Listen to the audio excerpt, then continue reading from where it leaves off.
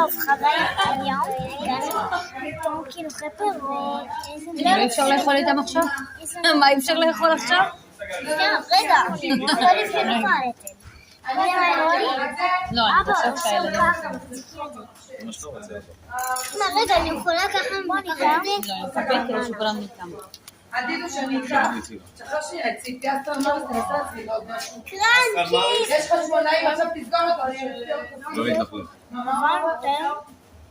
וזה קרנצ'ים. לא, לאט לאט היום.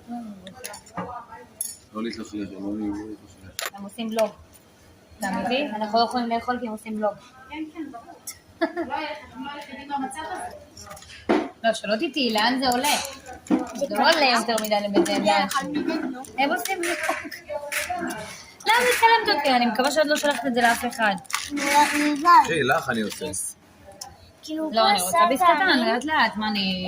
לא טעימים, כאילו אני לא אוהבת. וואו. אז אתם תראו, אתם רוצים אוכלים. וואו, טעים. אוקיי, אבא, איך טעים?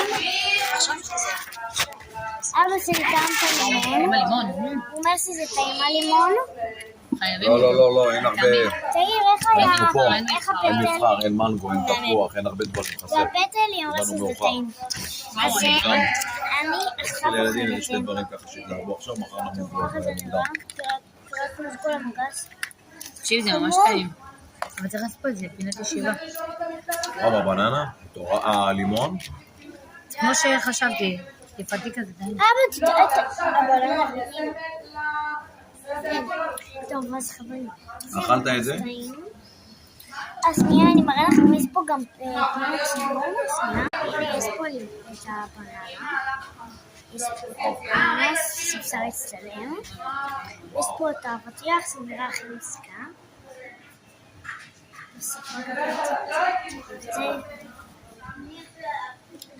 וכאילו... אוי, חברים.